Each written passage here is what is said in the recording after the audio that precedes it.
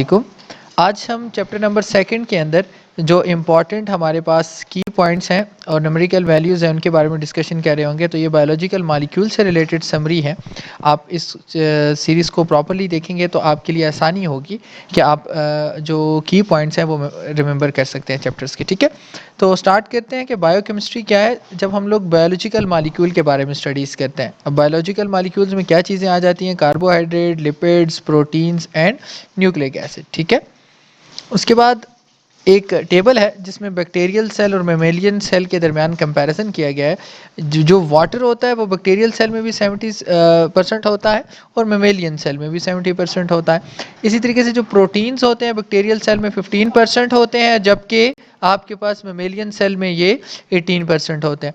उसके बाद कार्बोहाइड्रेट की अगर हम लोग बात करें तो कार्बोहाइड्रेट 3% होता है बैक्टीरियल सेल में और मेमेलियन सेल में ये 4% के नज़दीक आ जाता है। इस तरह लिपिड्स की अगर हम लोग बात करते हैं, लिपिड्स 2% होता है बैक्टीरियल सेल में और मेमेलियन सेल में ये तकरीबन 3%। डीएनए 1% होता है बैक्टीरियल सेल में और 0.25% जो है वो मेमेलियन सेल में होता है। इसी तरह आरएनए की बात करें तो ये 6% है और 1.1% मेमेलियन सेल में। इसी तरीके से एंजाइम्स एंड हार्मोन 2% होते हैं बैक्टीरियल सेल में और मेमेलियन सेल में सिर्फ 2%। दोनों में सेम होते हैं। इसी तरह इनऑर्गेनिक आयंस दोनों के अंदर तकरीबन सेम होते हैं।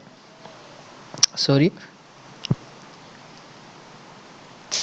अच्छा, फिर अगर हम लोग बात करते हैं नेक्स्ट पॉइंट की कि वाटर जो होता है वो एक पोलर मॉलिक्यूल है। ठीक है, इस वजह से ये बहुत ज़्यादा टाइप के जो है पोलर सब्सटेंसेस को, या हम कह सकते हैं ऑल टाइप ऑफ मतलब पोलर सब्सटेंस को डिज़ोल्व करने की सलाहियत रखता है। इसी वजह से इसे क्या कहते हैं? Universal solvent. यानी वाटर हमारे पास यूनिवर्सल सॉल्वेंट कहलाता है क्योंकि पोलर नेचर है और उसकी वजह से डिज़ोल्व कर रहे हैं ऑलमोस्ट ऑल जो हमारे पास टाइप्स हैं पोलर सब्सटेंसेस के। ठीक है, उसके बाद नेक्स्ट चीज़ है कि स्पेसिफिक हीट क्या होती है?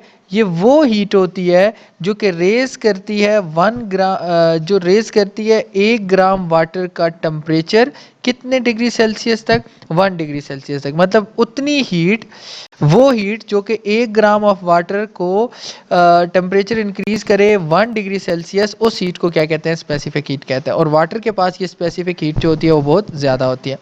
इसी तरह वाटर के अंदर हाई हीट ऑफ वेपराइजेशन भी होती है। हीट ऑफ वेपराइजेशन का क्या मतलब हुआ कि वो हीट जो कि 1 ग्राम ऑफ वाटर को, लिक्विड को कन्वर्ट करे वेपर्स में, तो वो उसको क्या कहती है? आपके पास उसको क्या कहते हैं हम लोग? Heat of vaporisation. ठीक है, high heat of vaporisation help करती है एनिमल्स और प्लांट को ताकि वो एक्सेस वो रिड कर सकें, मतलब उनकी बॉडी के अंदर से जो एक्सेस हीट है वो स्वेटनिंग और ट्रांसफर